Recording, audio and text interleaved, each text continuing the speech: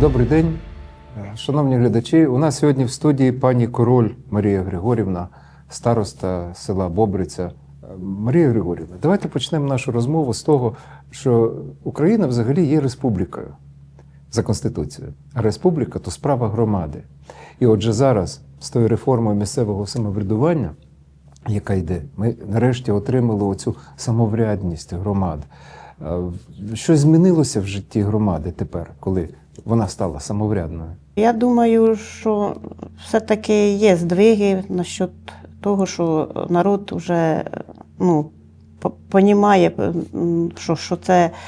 що це їхнє, що це Отже, люди поступово усвідомлюють да. свою самоврядність, що їхній голос має значення, що вони мають вплив на прийняття якихось рішень. Да, усвідомлюють, да. Добре, але ж раніше так не було.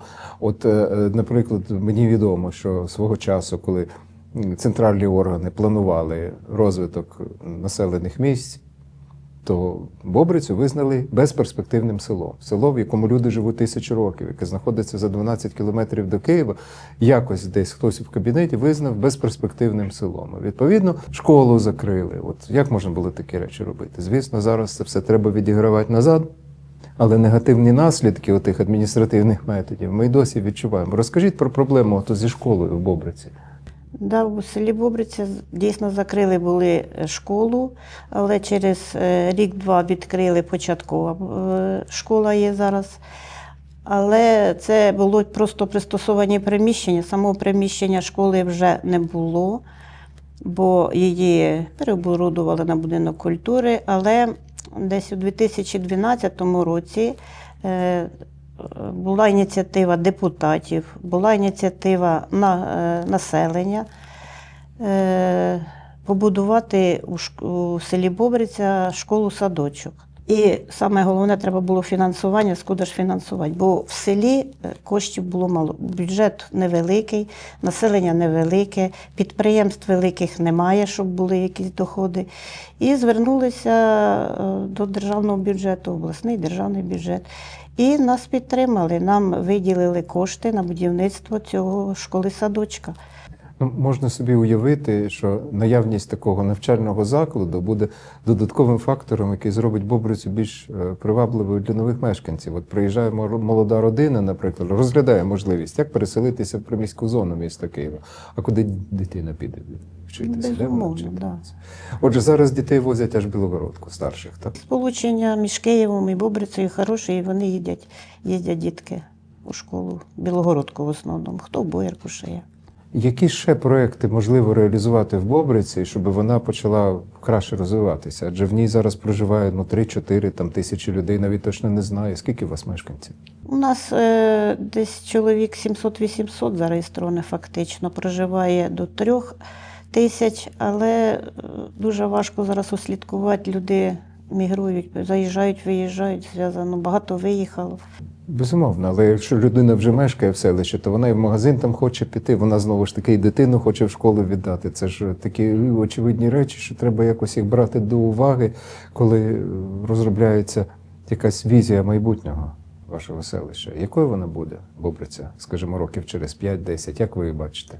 Я чогось думаю, що у нас воно більш туристичного буде, бо у нас кругом ліси, у нас річки, у нас вода, ставки. І я думаю, що більш такого направлення буде. Оті ліси навколо Бобриці, про які ви згадали, вони ж згадуються ще в літописах, що біля річки Ірпінь знаходиться Чорний Бор або Чорний ліс. І таких назв дуже багато в усій Європі. І в Німеччині Шварцвальд є, і в Польщі є Чорний Бор.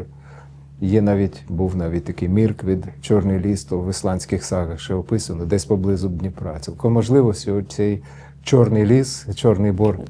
Що наші ліси теж? Цілком можливо. Це легендарні місця, там є якісь легенди, якісь міфи.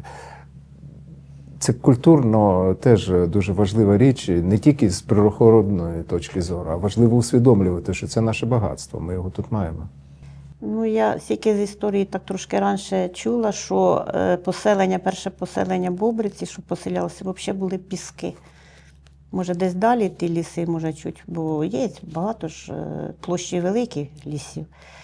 І навіть деяке пам'ятаю, що садили ліси, навіть при мені пам'ятаю, вже вони повиростали великі.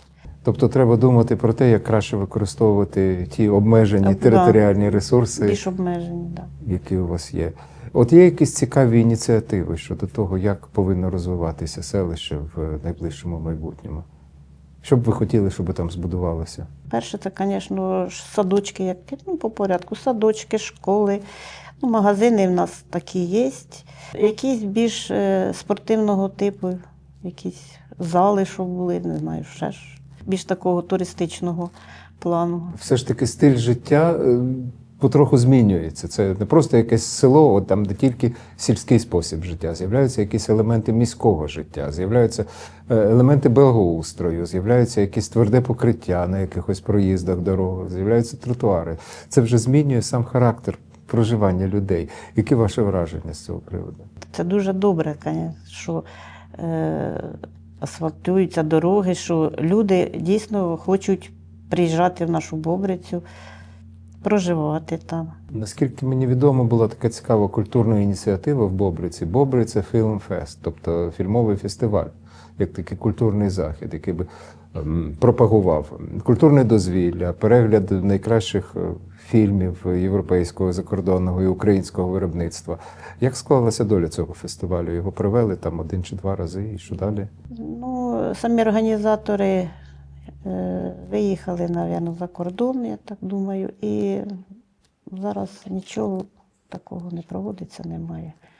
Я б хотіла, дуже цікаві ці фестивалі, дуже цікаві. І народ збирається, приїздить. Отже, люди поступово усвідомлюють свою самоврядність своєї громади і важливість їхнього голосу для того, щоб вирішити, побачити своє майбутнє і, скажімо так, сконструювати його. Отже, люди мають якісь питання. Вони до вас приходять і кажуть, а ось нам треба те, а ось давайте зробимо це, якісь ініціативи є. Тобто люди проявляють свою ініціативу. Так, звісно. З чим вони приходять? Як ви їх приймаєте? Які теми обговорюєте? У мене є прийомні дні, але люди в прийомні дні більшості не ходять. Я в основному, як іду по вулиці, чи на роботу, чи там це все проходить у нас, все обговорення на вулиці. Поки дійдеш до роботи, люди все розкажуть, покажуть. Так що я приходжу на роботу, я все знаю, що там робиться по селу. Люди різні ініціативи пропонують. Ті, що старшого віку, більш соціальні питання їм, субсидії, там, як оформлення, як цей. А більш молоді, молодшого віку, до цим і людям, громаді цій, до садочки, як завжди, це садочок у них. У них туристичні є питання. Куди ви з цими проблемами звертаєтеся? Трохи роз'яснення даю, так, які питання, що я можу зробити, роз'яснення дам, а в основному я все збираю собі на заміточки і звертаюся до сільського голови, до депутатів, і вже в Білогородській сільській раді вирішуємо питання. І як ви бачите, якийсь зворотній зв'язок є? Тобто Є, щось так, вирішується? є. Розкажіть про якісь такі цікаві Вирішується. приклади. Вирішуються, дороги постійно підтримуються, це, що зараз у нас є. Людей забезпечують матеріальною допомогою, люди звертаються, їм теж допомагають. Багато допомагаємо військовим теж. Всякі питання є, і хороші, і нехороші, всі вирішуються. Допомагаємо, стараємося. І що реально може зробити громада для того, щоб допомогти ось колишнім військовослужбовцям, може їх родинам? У нас був один військовий, він прийшов, його не було будинку, але він і по сьогоднішній день там теж пішов. Він з 14-го року був, і оце почалася ця війна, він ушов. Ваня звати його. І громада допомогла йому добудувати будинок. Збиралися кошти, і йому допомогли добудувати будинок. Перед повномасштабним вторгненням декілька десятків будинків будувалося в Бобриці, здавалося в експлуатацію Да. приватних Да. щороку. Зараз, звісно, менше. Менше, набагато менше. Як ви бачите, чи є можливість, якщо, наприклад, уявити собі, що ось війна закінчилася нашою перемогою, звісно, і в нас усе добре.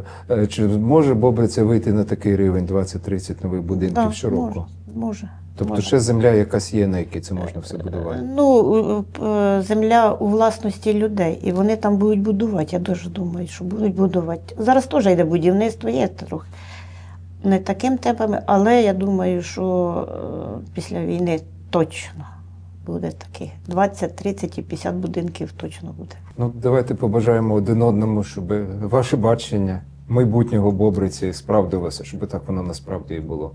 Дякую вам.